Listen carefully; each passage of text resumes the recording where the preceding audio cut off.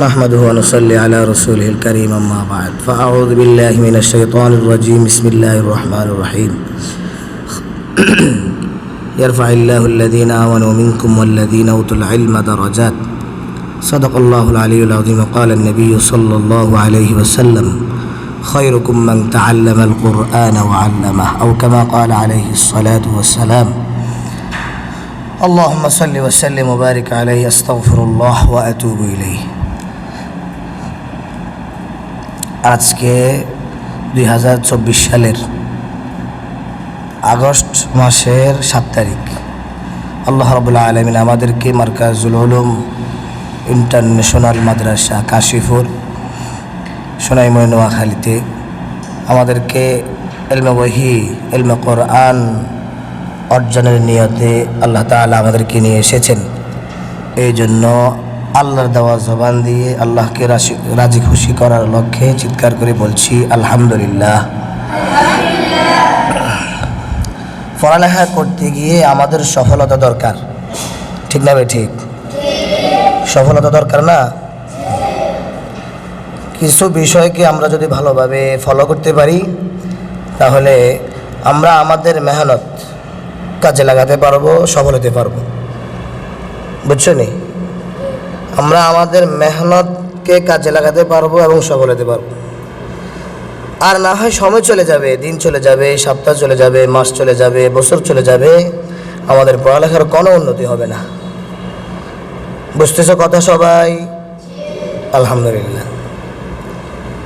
এই জন্য পড়ালেখার উন্নতি লগ্নে আমাদের কিছু বিষয় বর্জন করা দরকার, আবার কিছু বিষয় অর্জন করা দরকার, ঠিক নেই? তার মধ্যে থেকে অর্জনের বিষয়গুলো আগে বলি, পরে অর্জনের বিষয়গুলো বল। বুঝে আসছি? অর্জনের বিষয়গুলো পরে বলি, বর্জনের বিষয়গুলো আগে বলি। হ্যাঁ, বর্জনের বিষয়গুলো যদি আমরা আমাদের মাথার ভিতরে নিতে পারি, অর্জনের বিষয়গুলো এমনিতে আমাদের মাথায় চলে আসবে, ঠিক নেই? সবাই বলো ঠিক নেই? তোমরা সফল তালেবে ইলম হতে চাও কি চাও না? সবাই বলো, চাও কি চাও না? তোমাদের বাবা মা চায় কি চায় না যে আমার সন্তানটা খুব অল্প সময় হাফেজ হয়ে আসুক, খুব অল্প সময়ে সফল একজন আলেম ও হাফেজ কোরআন হয়ে আসুক? চায় কি চায় না? চায়। কিন্তু আমাদের কিছু বিষয় কমতির কারণে আমরা অল্প সময়ে সফলতার শিখরে পৌঁছতে পারি না, ঠিক নেই? বলে না ঠিক নেই? তার মধ্যে থেকে 1 নম্বর বিষয় করণীয় হইল উস্তাদের সাথে বেয়াদবি কোনোভাবেই না করা। শুধু তোমাদেরকে সামান্য অল্প অল্প কথা বলে বিষয়গুলো বোঝাবো, অল্প অল্প, একদম অল্প সময়। ভালো করে খেয়াল করবা। আমি একদিন তোমাদেরকে বলছিলাম গুরুত্বপূর্ণ টাইমে গুরুত্বপূর্ণ বিষয় বলা হবে, তাহলে ওই বিষয়টার কি থাকে? গুরুত্ব থাকে। বুঝছো নি? এখন আমাদের গুরুত্বপূর্ণ টাইম না, আসলে নামাজের টাইম, আমাদের ক্লাসের টাইম। বুঝে আসছি? বিষয়টা বলার দরকার, এই জন্যই বলতেছি। আমাদের রশিদিয়ার হজরত ওয়ালা আমার ওস্তাদে মোহতারম আল্লামা শহীদুল্লাহ সাহেব বারাকাল্লাহু ফি হায়াতিহি তাইয়্যিবা হুজুরও এমনও এভাবে কাজ করতেন। যে কোনো সময় হুজুরের বিষয় মাথায় একটা বিষয় আসছে, হুজুর সাথে সাথে ডাক দিতেন, সকল তালেবে ইলমদেরকে, উস্তাদদেরকে ডেকে হুজুরের বিষয়টা শেয়ার করতেন, বলতেন। ওই সমস্ত আওসাফগুলা আলহামদুলিল্লাহ আমাদের মাদ্রাসার পরিচালকের ভিতরেও আছে। আলহামদুলিল্লাহ বলো না? আছে না? হুজুর হঠাৎ করে তোমাদেরকে ফজর পরে নিয়ে বসে না, হঠাৎ করে আসার পরে নিয়ে বসে না। আর আমি তো হুজুরকে প্রতি বৃহস্পতিবার ফজর পরে বসার জন্য বাধ্যতামূলক বলে দিছি, বলছি নি? হুজুরের বয়ান আমাদের জন্য দরকার আছে কি নাই বলো? আছে। উনি ওনার অবস্থান থেকে তোমাদের প্রয়োজনীয় যে সমস্ত বিষয়গুলো দরকার এগুলো উনি বলবে। আমরা তোমাদেরকে সারাক্ষণ মেহনত করি, ফিকির করি, সময় আমাদের যাচ্ছে। হ্যাঁ, বাইরে থাকি ভিতরে থাকি যেখানেই থাকি সারাক্ষণ তোমাদের ফিকিরেই থাকি, উনিও তোমাদের জন্য সারাক্ষণ ফিকিরে থাকে। একজন মাদ্রাসার পরিচালক সারাক্ষণ ছাত্রদের উন্নতি কিভাবে হবে, মাদ্রাসার উন্নতি কিভাবে হবে এই নিয়ে কি থাকে, ফিকিরে থাকে, ঠিক না? এই নিয়ে ফিকিরে থাকে, সব সময় থাকে। যে কোনোভাবে আমার এই ছাত্রগুলা খুব অল্প সময় সফল হয়ে যাক, যে কোনোভাবে আমার মাদ্রাসা খুব অল্প সময়ে সফলতার শিখরে পৌঁছে যাক, এটা একজন পরিচালক সবসময় চায়, ঠিক না? হুজুর বলেন আমার রাত্রে ঘুম হয় না। আমি মনে করি অনেকগুলো কারণের মধ্যে একটি কারণ এটা যে হুজুরের মাদ্রাসাকে নিয়ে, ছাত্রকে নিয়ে, উস্তাদকে নিয়ে, বাবুসিকে নিয়ে সারাক্ষণ ফিকিরে থাকে, পেরেশানি থাকার কারণে ওনার ঘুম আসে না, ঠিক কিনা? কিন্তু আমি আর তুমি তো ওনার পিছনে কিভাবে কথা বলবা, মাদ্রাসার কিভাবে বদনাম করিবা, এটা নিয়ে পেরেশান। এটাকে পরিহার করতে পারবা না ইনশাআল্লাহ? সোজা হয়ে বসো, সোজা হয়ে বসো, সোজা হয়ে বসো। তাহলে পড়ালেখার উন্নতি লগ্নে আমরা যদি যেতে চাই, আমাদের জন্য 1 নম্বর করণীয় হইল ওস্তাদের সাথে কোনোভাবেই বেয়াদবি করা যাবে না। যখন তিনি আমাদেরকে যেভাবে যে কোনো নির্দেশ দিবে, হ্যাঁ, আমরা এটা সাদরে আগ্রহে গ্রহণ করে নেব ইনশাআল্লাহ। আরো জোরে বলো ইনশাআল্লাহ। পারবানি? সবাই পারবানি? নিজ আগ্রহে, আগ্রহে এটা তুমি মেনে নিবে। হোক তোমাকে যদি এখন এখানে বলে এই তুই এখানে দাঁড়িয়ে থাক, এখান থেকে তুই লড়বি না, আলহামদুলিল্লাহ বলে তুমি দাঁড়িয়ে থাকবা। আমার জন্য আমার ওস্তাদজি হয়তো এখানে দাঁড়ানো থাকাটা ভালো মনে করছে, কল্যাণ মনে করছে, তাই উনি আমাকে এখানে দাঁড়িয়ে থাকার জন্য নির্দেশ দিছে, ঠিক কিনা? যেভাবে ফেরেশতা কুলকে আল্লাহ তাআলা যখন যাকে যেভাবে দায়িত্বে দিয়ে রাখছেন এখনো পর্যন্ত তারা ওইভাবেই আছেন। সুবহানাল্লাহ বিহামদিহি। লা ইয়াসুনাল্লাহা মা আমারহুম ওয়া ইয়াফআলুনা মা ইউমারুন। ফেরেশতারা আল্লাহ তাআলার নির্দেশকে অমান্য করে না। বুঝাইছে? তারা আল্লাহ তাআলার নির্দেশকে কি করে না? অমান্য করে না। আমাদের গুরু শিক্ষক তো আল্লাহ তাআলা, ঠিক না? ঠিক আওয়াজ দিয়ে বলো। আমাদের নবীদের, সাহাবীদের সবার শিক্ষক কে? কথা বলে না, সবার শিক্ষক কে? আমার নবীজি আলাইহিস সালাতু ওয়াস সালাম বলেছেন বুইসতু মুআল্লিমান, আমাকেও প্রেরণ করা হয়েছে, আমি প্রেরিত হয়েছি শিক্ষক হিসাবে। সুবহানাল্লাহ বলো। তো আল্লাহ তাআলা হযরত জিবরিলের মাধ্যমে নবী আলাইহিস সালাতু ওয়াস সালামকে সবকিছু জানাইছেন, শিখাইছেন, বুঝাইছেন। নবীজি বুঝছে, সাহাবায়ে কেরামকে জানাইছেন, বুঝাইছেন, শিখাইছেন। সাহাবায়ে কেরাম শিখছে, এরপরে ফরজ জেনারেশন আস্তে আস্তে আমরা, এরপরে তোমরা, এইভাবে কিয়ামত পর্যন্ত চলবে। সুবহানাল্লাহ বলো। এই ধারাবাহিকতাকে যদি আমরা সম্মান করতে পারি, হ্যাঁ, এই ধারাবাহিকতাকে যদি আমরা মেনে চলতে পারি, তাহলে আমরা সফল হতে পারবো, ঠিক না? বেরিয়ে আওয়াজ দিয়ে বলো। তুমি তোমার উস্তাদকে সম্মান করলে মানে এই উস্তাদকে সম্মান করলে, ওই উস্তাদেরকেও সম্মান করলে, যেতে যেতে যেতে যেতে নবীর পরে আল্লাহ। তার মানে তুমি তোমার উস্তাদকে সম্মান করলে, আলেমকে সম্মান করলে, মানে হইলো তুমি স্বয়ং আল্লাহকে সম্মান করলে। সুবহানাল্লাহ বিহামদিহি। তো তুমি কোন হিসাবে বেয়াদবি করবা? কও, বেয়াদবি তুমি কোন হিসাবে করিবা? 1 নম্বর। 2 নম্বর হইল বাবা মার সাথে কোনোভাবেই খারাপ আচরণ করা যাবে না। পড়ালেখার উন্নতির জন্য নিজে বড় আলেম, হাফিজ কোরআন, মুহাদ্দিসুল হাদিস, মুফাসসিরুল কোরআন হওয়ার জন্য বাবা মাদের সাথে কোনোভাবে খারাপ আচরণ করা যাবে না। বুঝে আসছি? খারাপ আচরণ করা যাবে? যাবেই না। বলো, যাবেই না। কারণ আমরা ভালো আলেম হওয়ার জন্য, ভালো হাফেজ হওয়ার জন্য তাদের দোয়ার বিকল্প নাই, নাই, নাই, ঠিক না? ঠিক আওয়াজ দিয়ে বলো। তারা ভোর রাত্রে উঠে আমাদের জন্য চোখের পানি ফালাইতেই হবে, ফেলতেই হবে। তারা যদি না ফেলে আমরা, তোমরা হতে পারবো না, হতে পারে নাই। কথা বুঝে আসছে না? আওয়াজ দিয়ে বলো।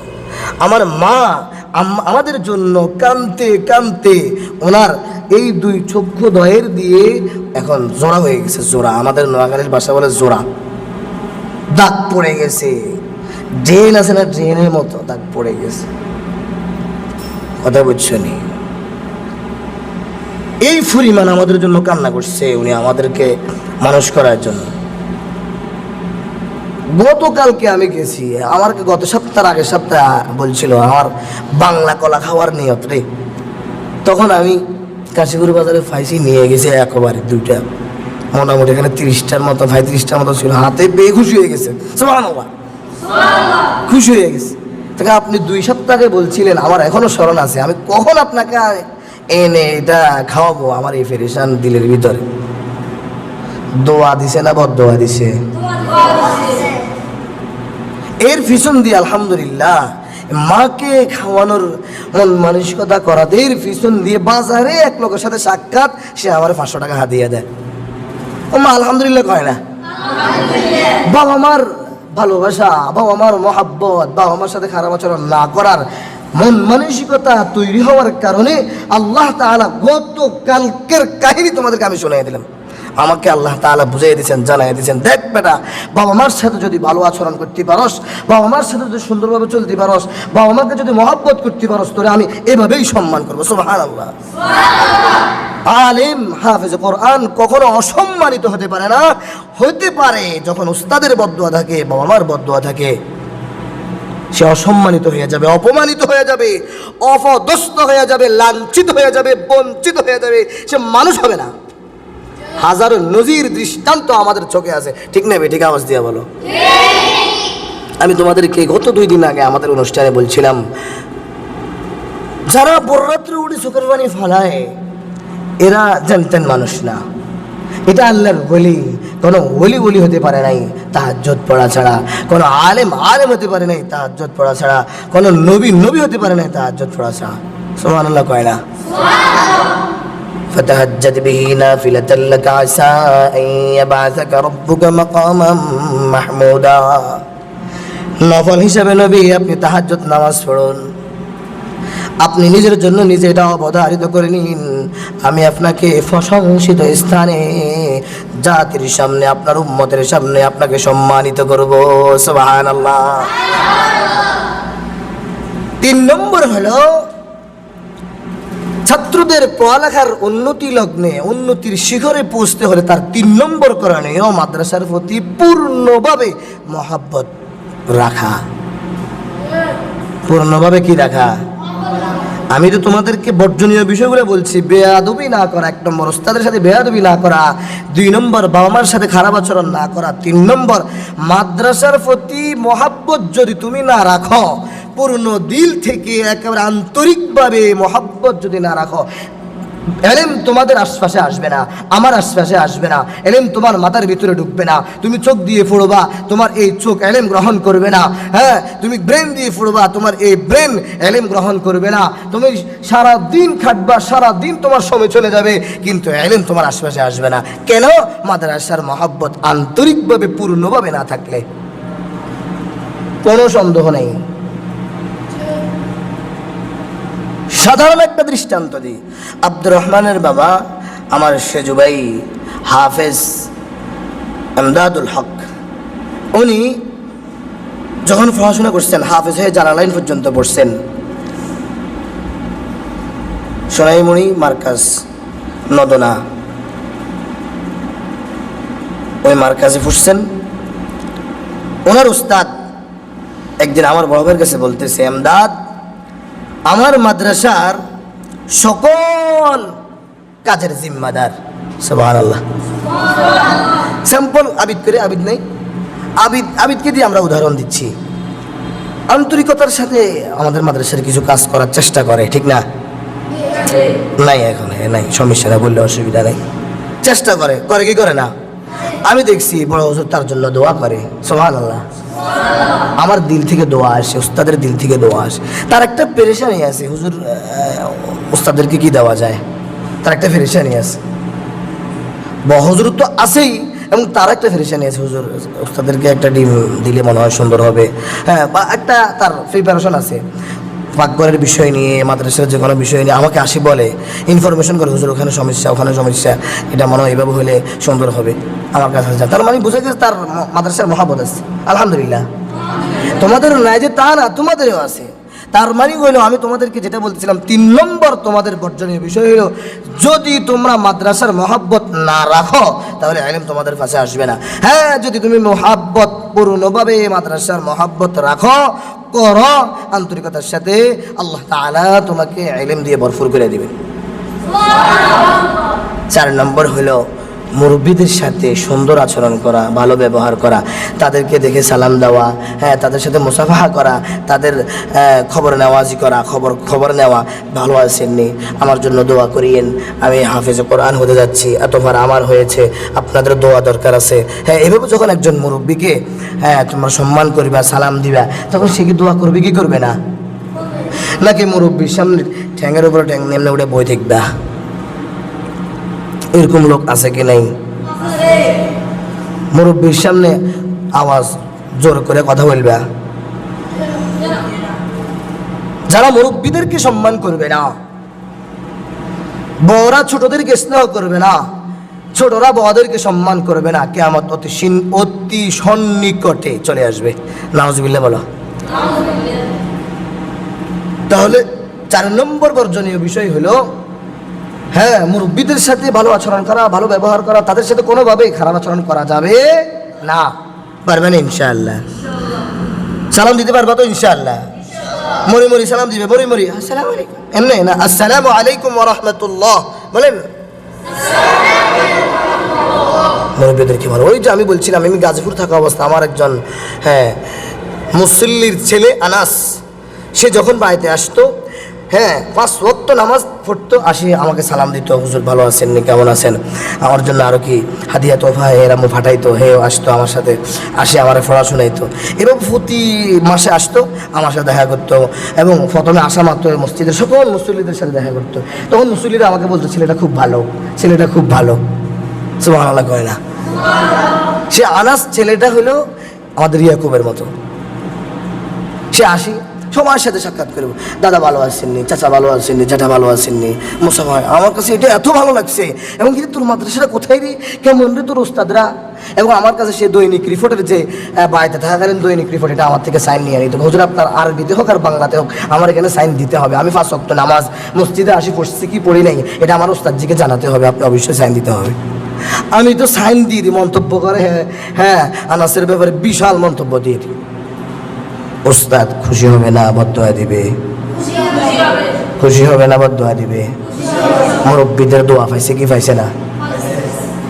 5 নম্বর, আসবাবে ইলমের যত্ন না নেওয়া। যত্ন না নিলে ইলম আসবে না, যত্ন নিলে ইলম আসবে। কি আসবাবে ইলম? আসবাবে ইলম কি? তোমার ইলম অন্বেষণ করার জন্য যত উপকরণীয় বস্তু আছে, তোমার টুপি, তোমার রেহাল, তোমার জুতা, তোমার পায়জামা, তোমার লুঙ্গি, তোমার এভাবে যাবতীয় যা জিনিস আছে, সবগুলো জিনিসকে কি করতে হবে? পূর্ণ যত্ন রাখতে হবে। পূর্ণ কি রাখতে হবে?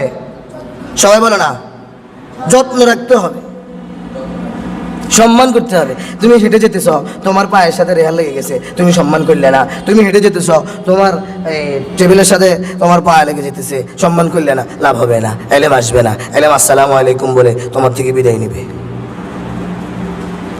সোজাই বসো, সোজাই বসো।